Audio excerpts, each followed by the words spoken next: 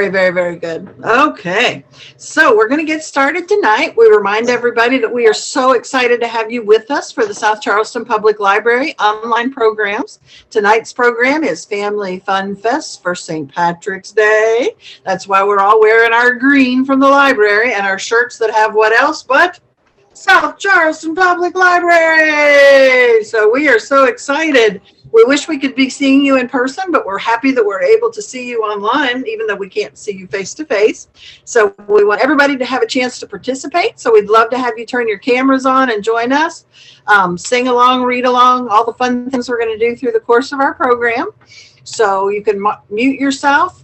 You can unmute yourself when we come to different parts of the program. Miss Olivia, her camera's not working tonight, but she's there.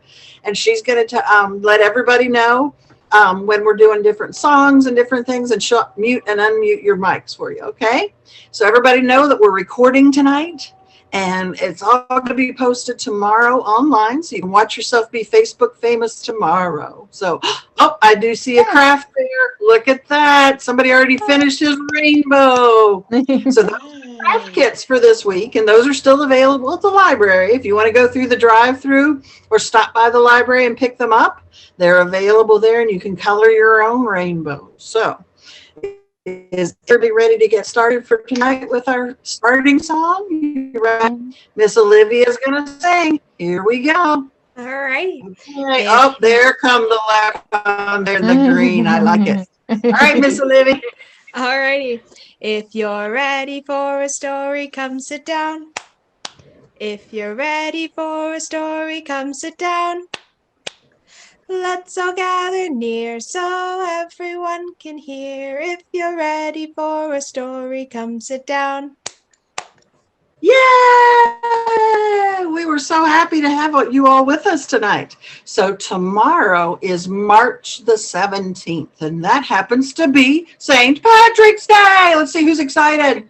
Show their hands if you're excited. Woo! We love St. Patrick's Day, right? So St. Patrick's Day is also known as the Feast of St. Patrick. His real name was Maewyn Succat. He was born in Britain sometime in the 300s. That's a very, very long time ago when you do math, 300s. He was kidnapped, sold into slavery, and taken to Ireland. And he escaped, but he came back to help other people there, to help them become free. He died on March the 17th, 461, which was 1,560 years ago. Oh, man, that's a long time ago, isn't it? So he has many legends that have been told about him because he helped so many people. And probably the most famous is him chasing all the snakes out of Ireland. So here in America, we've turned the tradition over from our immigrant families who came before us from Ireland. And basically what we do is wear green clothes. And if you don't wear green somewhere, what happens to you? You get pinched, right? You get pinched if you don't wear your green tomorrow, right?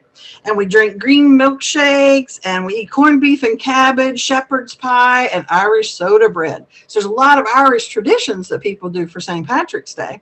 So lots of cities have big parades. The biggest one is usually in Chicago, and they actually put green dye in the river in Chicago and turn the whole river green. They weren't going to do the celebration this year, but I saw this morning on the news, they surprised everybody and did it anyway. So if you get a chance, have one of your grown-ups help you look it up online, because it's pretty amazing to see a bright green river going right through the middle of Chicago. So the big part of Irish folklore includes what? What does that include, Miss Annette? Those are leprechauns. I see that Meow Meow has her leprechaun hat on, as do we all. Yes, Will has his green hat on, but look at Miss Nora's leprechaun. Her grandma made him for her. Beautiful. Yes. Oh, yes. Oh, I see Miss Maggie has her green bow. Oh, yes, she does. Beautiful. That's good. Beautiful, beautiful. Okay, so Miss Annette? Okay, there are these tiny men, and they dress in green from their head to their toes, and they are especially active at this time of the year. And like Miss Denise said, that if they see that you're not wearing green, they can go around and they can pinch you. And that's just what they do. They can't help themselves if they see that you don't have green on. So we're going to learn a little bit more about the leprechauns. And according to legend, The leprechaun is a tiny elf found only in Ireland. Most leprechauns are shoemakers to the fairies, who pay them gold for their work. The leprechauns, or little people as the Irish like to call them, store their gold in pots, and they often bury them at the end of a rainbow. You hear that a lot. Since leprechauns love more than anything to play tricks, this just might be another one to tell us that there is gold at the end of the rainbow, because no one has discovered that particular thing yet. But if you pick a leprechaun up, he must tell you where he has hidden his gold, because that is leprechaun law. They cannot do anything but just fess up and tell you where that gold is. So they near springs of water close to large rock formations, or at the end of that rainbow. So the sounds that you need to listen for are tiny hammers tapping or elfin pipes piping as the small voices sing fairy songs. And maybe if you can sneak up on one, you'll find that pot of gold. Now, Miss Meow Meow had a conversation with me earlier today, and she told me that leprechauns like shamrocks, so I put all these shamrocks around my neck.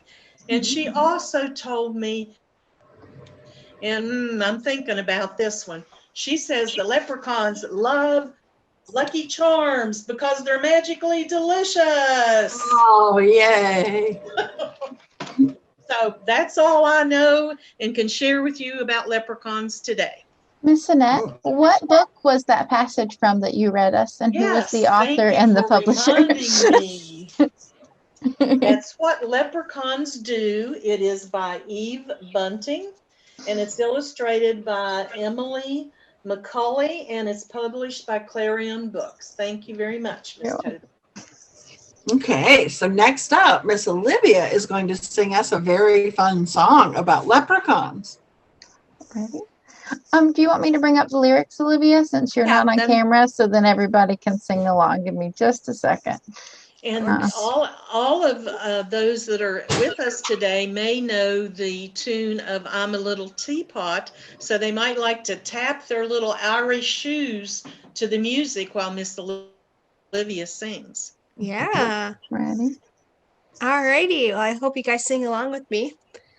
I'm a little leprechaun dressed in green, the tiniest man you ever seen. If you ever catch me, so it's told, I'll give you my big pot of gold.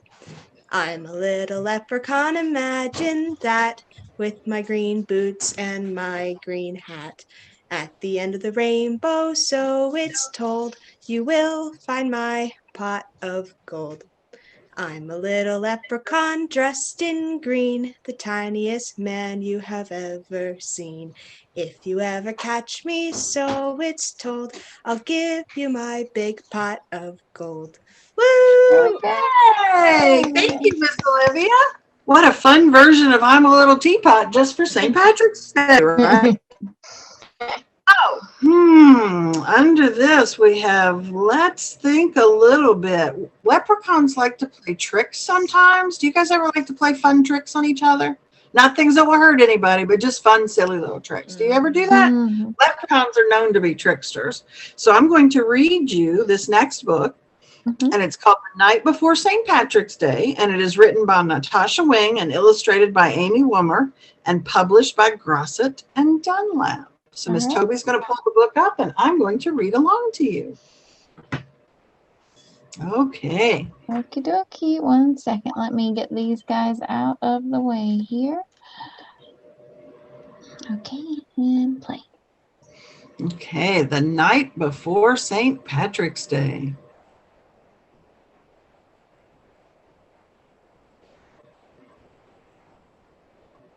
Look at all those leprechauns already having a party on there, aren't they? Oh, I see there's going to be a dog in this story. I think my Daisy may come listen now that she hears there's a dog in the story. Okay, 'Twas the night before St. Patrick's, the day to wear green. Just like we're doing, right?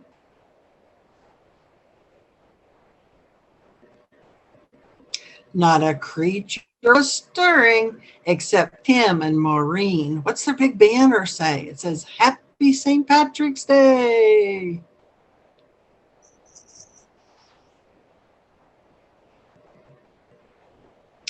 They decked out the den from ceiling to floor with streamers and rainbows and shamrocks galore.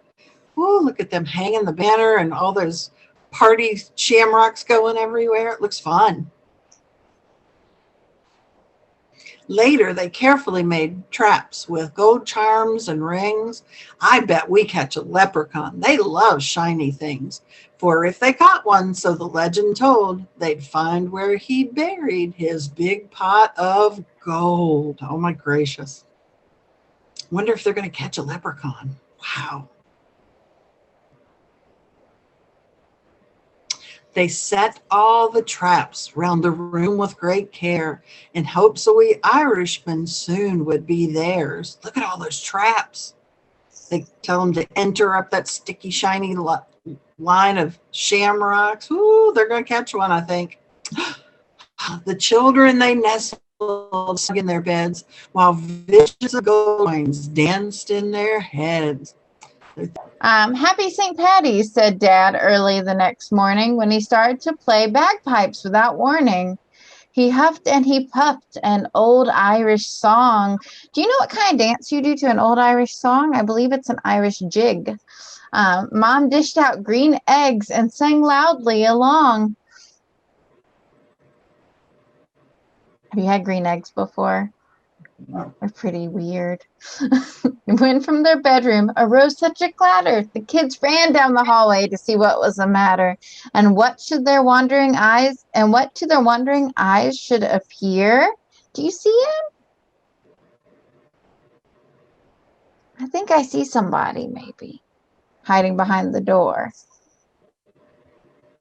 But a terrible mess! A leprechaun was here. Look at that. Uh-oh. Hi. Come here and sit. Be quiet, whispered Maureen. He's hiding somewhere. When we find him, remember, we must hold his stare. For if you look away, if you so much as blink, leprechauns vanish as quick as a wink. The kids trailed muddy footprints back and forth across the floor. Uh-oh. Looks like he painted with some green paint, which led them under Tim's bed and past the closet door.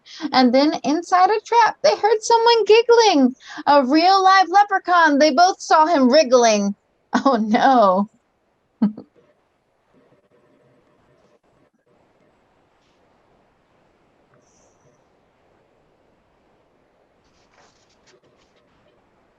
His eyes, how they twinkled. His body so tiny. His hand clasps a trinket so golden and shiny. He was dressed all in green from his head to his toes. He looked like a cobbler wearing fairy-sized clothes. The children approached him, staring straight in his eyes. Tell us where the gold is. Don't be tricky. No lies. I buried it under a rock, smooth and hard. It's marked with an X right in your backyard. Do you think he's got a trick up his sleeve? Let's see. But when the kids went outside with their shovel and pick, they instantly saw it had been a big trick. That's a lot of X's to look under, isn't it? That would feel a little hard.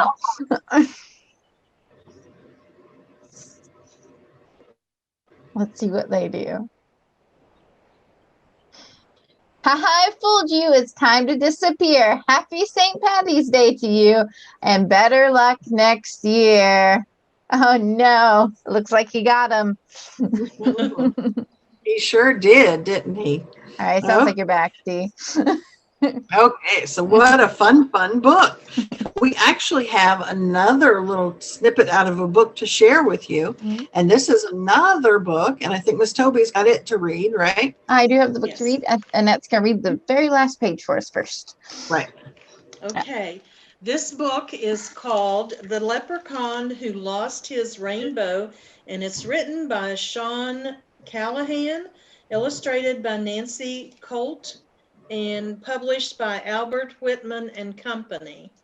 So we had talked about a little bit about these leprechauns and their pots of gold that they always leave at the end of a rainbow. So we're going to, the last page of this book that Toby's going to read has a little bit of facts about rainbows. So while storytellers have loved rainbows, scientists have studied them too. And rainbows appear when the sunlight passes through tiny drops of water in the air, and you see them even in soap bubbles and the sprinkler spray on your lawn, because the light looks colorless, but it's actually made of many colors. So when the light passes through the water, it's refracted, and it's broken down into the basic colors of the rainbow.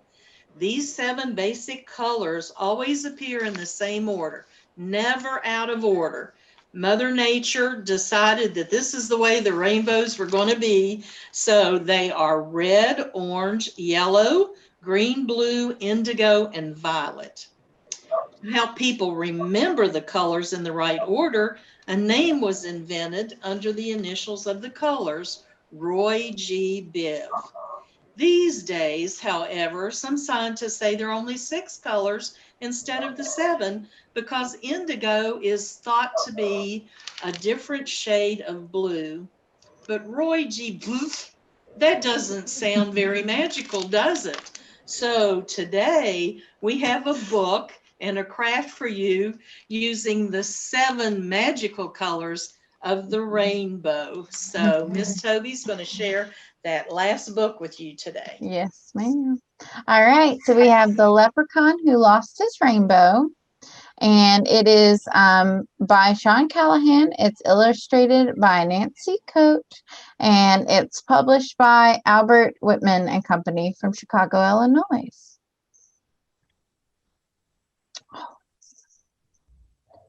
There's an Irish Terrier, Yeah, Scottish Terrier, Scottish Irish Terrier. Terrier.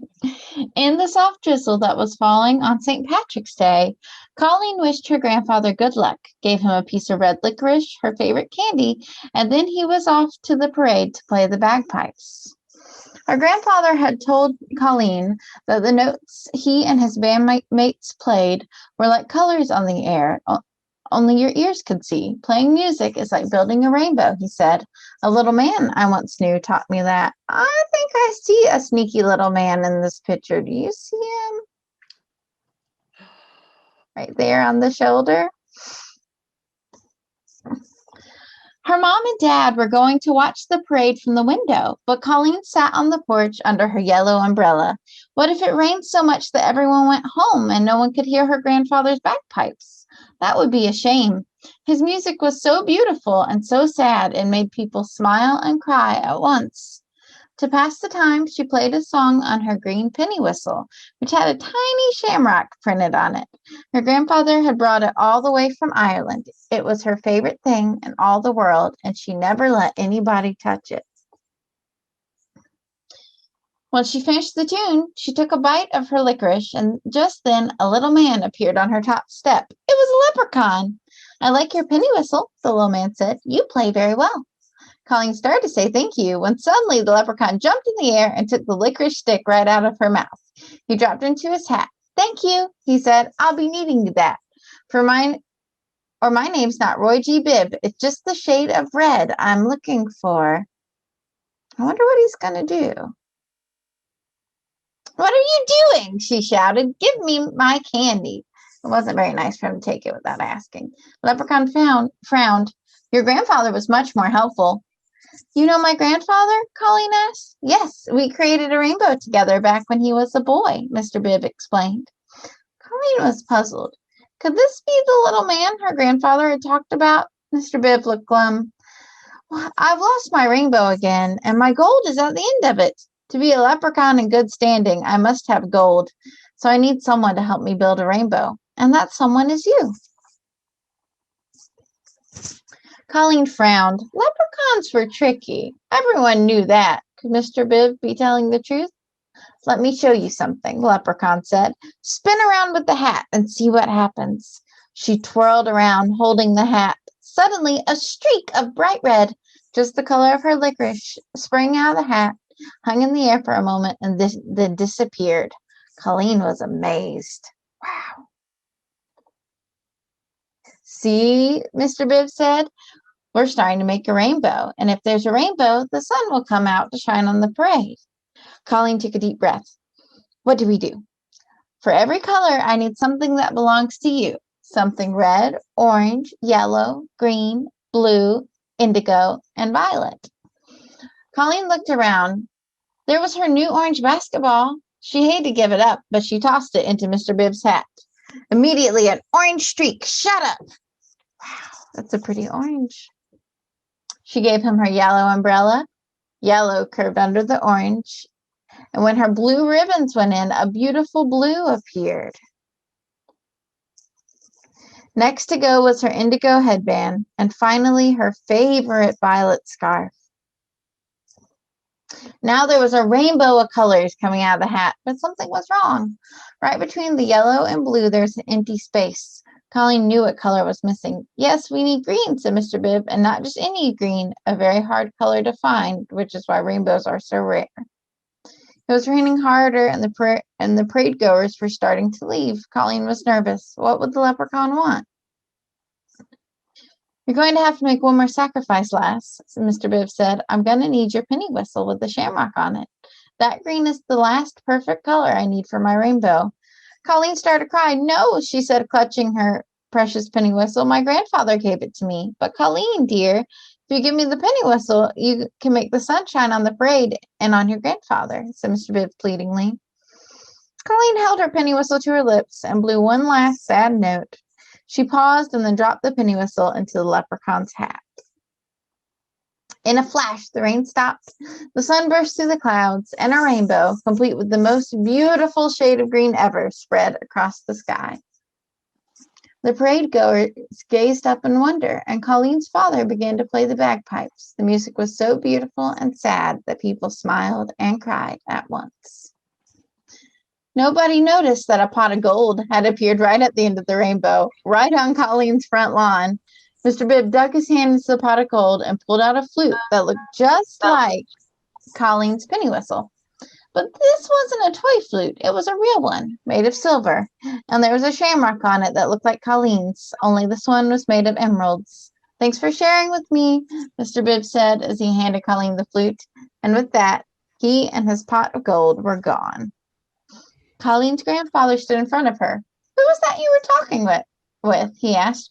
"Roy G. Bibb," she said. "He's a leprechaun." "I thought I recognized him," her grandfather said. "He gave me this flute, Grandpa." "Ah, 'tis a nice one, silver like my bagpipes. What do you say we play a tune?" So together they played "When Irish Eyes Are Smiling," and the colors danced on the air. And that is The Leprechaun Who Lost His Rainbow. Yes. So what a fun story. So we hope everybody's enjoyed all of our stories about leprechauns. Miss Annette, will you show everybody what this week's craft kit is at the library? Yes. We were giving out a lot of them today, and you see it in this full glory here. So we have a cloud that you can make using cotton balls, and we have put the leprechaun legend here so that it can help you color the rainbow in the correct order that it has to be, and you can put your pot of gold at the end of it. So you can pick them up today or tomorrow or the rest of the week, and we'll have these for you, and they're really fun to do. So we enjoy making it ourselves, and hopefully you will too. Yes. So we are excited about St. Patrick's Day, and remind everybody to wear your green tomorrow. And maybe you'll stop by the library and see us if you're able to. We'll wait and see, right? So this coming Saturday or Sunday, I'm sorry, is the first day of spring. Let's see those excited hands if everybody's ready for spring. Whoa! Of course, I'm so ready for spring. So ready. Well, next Tuesday at the same time at 5:30, we're going to be having our family fun fest about spring. So we've got all kinds of fun in store for us next time around. So we're going to finish out with our goodbye song. So Miss Olivia, will you sing with us? Yeah.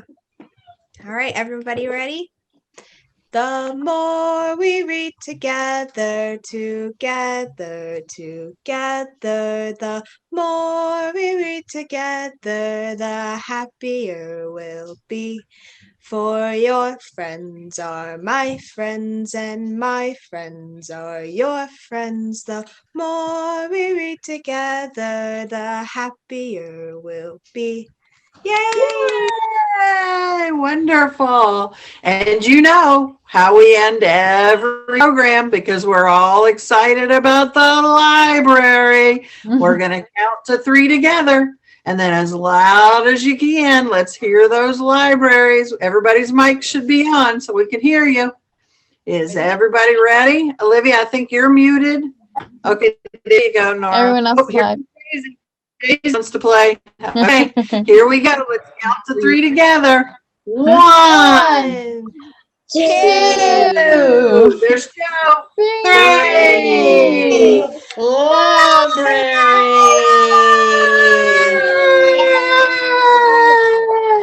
Doggy. Everybody participated tonight. That was fabulous. So we are so happy to see all of you. We miss you bunches. Remember, you can still borrow books. You can place holds on books on the computer and come pick up through the drive-through if you're not ready to come into the library yet, or come in and see us. We've got a display of St. Patrick's Day books and books about spring, and also lots of books we still have up for Women's History Month. So there are a lot of things there at our library for you to read and do and enjoy. So we hope you will come by and see us soon. And if we don't see you before, we'll plan to see you next Tuesday, same time. Good night, everybody. Meow Meow says good night. Bye. Bye. Bye, Zion.